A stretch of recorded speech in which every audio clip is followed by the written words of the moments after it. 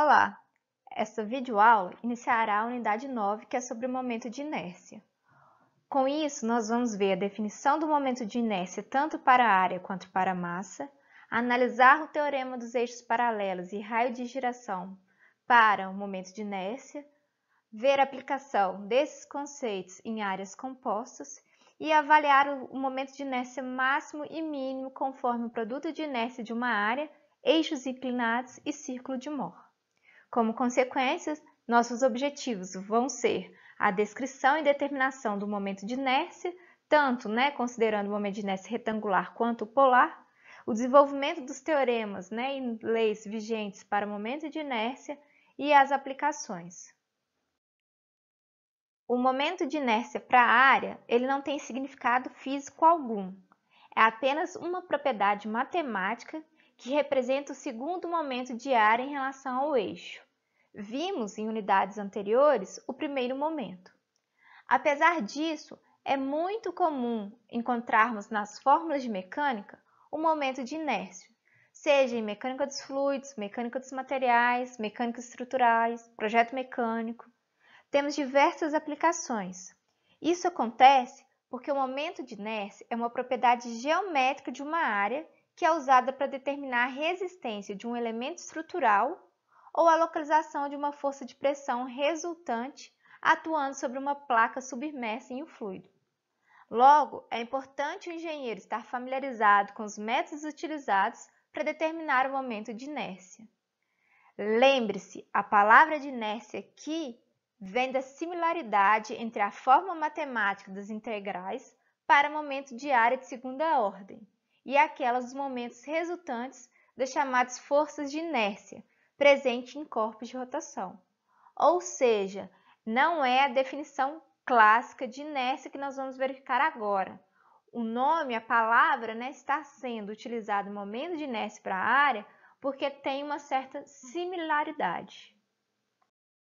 Se uma viga de seção transversal uniforme está sujeita a dois binários iguais e opostos aplicado em cada extremidade da viga, dizemos que ela está sob flexão pura. Ou seja, nós temos momento de binário aqui opostos aplicado nas extremidades que gera uma flexão pura na viga. Consequentemente, se a gente pegar uma seção transversal dessa viga, nós vamos ter essa representação.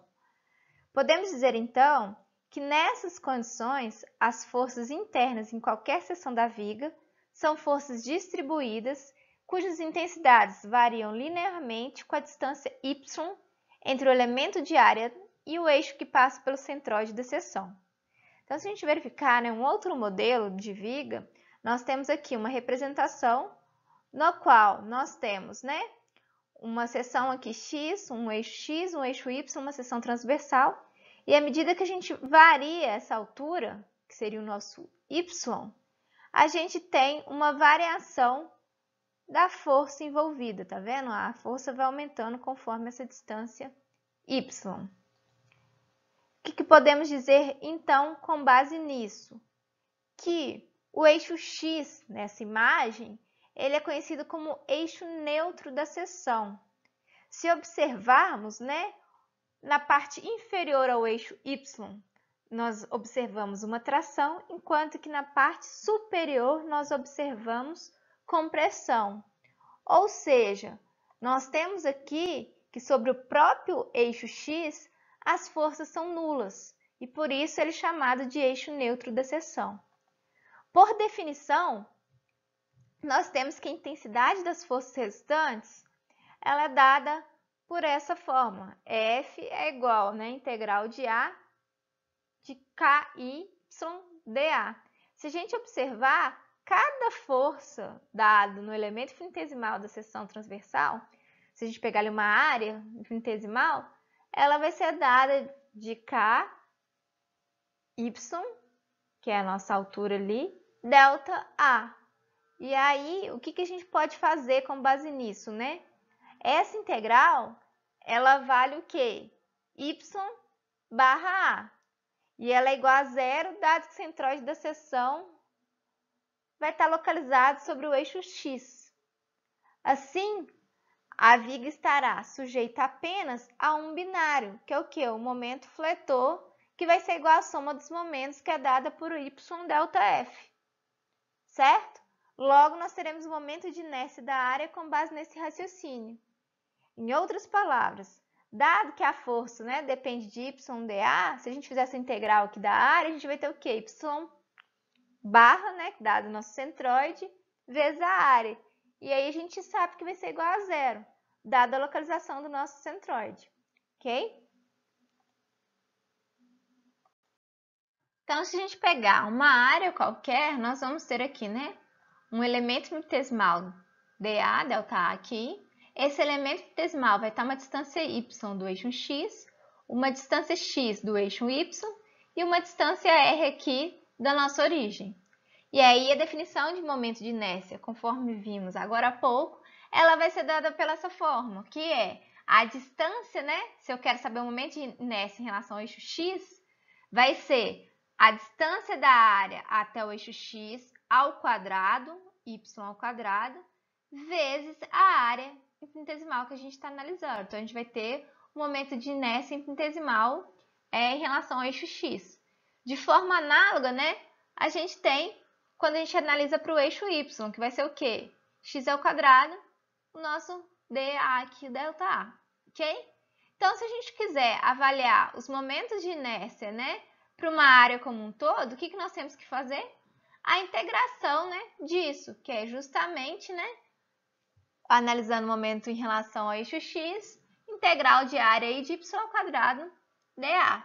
O mesmo vale se a gente estiver analisando o momento de inércia em relação ao eixo ali y.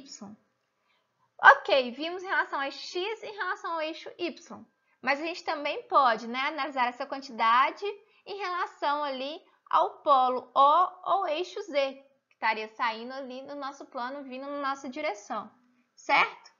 E é dado da seguinte forma, dado que a distância para o ponto O ali é r ao quadrado. Então, para uma área total, a gente vai ter, então, a representação desse momento de inércia, ok? Então, é uma área completa, o momento de inércia vai ser dado dessa forma se a gente estiver analisando em relação ao ponto O. Detalhe que esse momento, ele pode ser tanto representado, né, por O quanto por Z, ok? Dado isso, a gente tem que, por teorema de Pitágoras ali, r ao quadrado ser o quê? X ao quadrado mais y ao quadrado. Então, se a gente substituir, né, essa formulação no nosso momento em relação ao ponto O, a gente tem que vai valer exatamente o momento de inércia em relação ao eixo x mais o momento de inércia em relação ao eixo y. E aí, o que a gente está avaliando, né?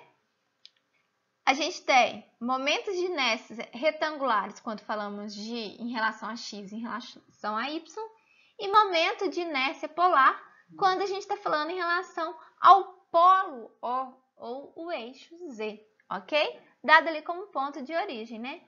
Tá, mas quando que nós vamos usar coordenadas retangulares e quando que nós vamos usar as polares no cálculo de momento de inércia? As coordenadas retangulares, elas vão facilitar o cálculo quando os contornos de área são mais facilmente expressos nessas coordenadas, enquanto que as coordenadas polares, elas vão simplificar os problemas quando envolve contornos escritos por r e por um ângulo, por exemplo, θ. Quando que a gente vai ver essa situação de polar? Um exemplo, problemas que são referentes à torção dos eixos cilíndricos e rotação de placas. Lembretes importantes. O momento de inércia ele sempre será positivo, porque a grandeza está ao quadrado. Ou seja, um elemento cuja coordenada seja negativa contribui da mesma forma que o elemento com uma coordenada positiva de mesmo modo. A unidade do momento de inércia vai ser a unidade de comprimento elevada à quarta potência, ou seja, metro elevado a 4, pois envolve comprimento elevado à quarta potência se analisarmos, né, as equações. Não se esqueçam disso.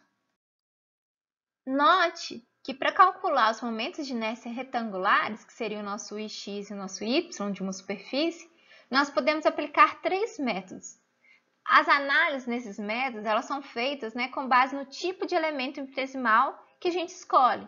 Então, aqui nós temos o elemento infinitesimal de área, né, no qual tem a presença de dx e dy, né, são os nossos deltas, enquanto que no segundo caso a gente tem uma variação infinitesimal em y, mas não temos em x, bem como no terceiro caso a gente tem uma variação infinitesimal em x, mas não tem em y. Vimos, né, seleções assim, de elementos infinitesimais bem parecidos na análise de centroide, centro de gravidade e centro de massa, né? Quando usar um, quando usar o outro, vai depender muito do que a gente estiver procurando, buscando no problema, ok? Nos últimos dois casos, por ter todos os pontos com a mesma distância de x ou de y, os cálculos vão se tornar mais práticos, então vai ser mais comum a gente utilizar o segundo e o terceiro caso. Assim, a gente encerra, né, a definição de momento de inércia e vamos para a resolução de exercícios desse tópico.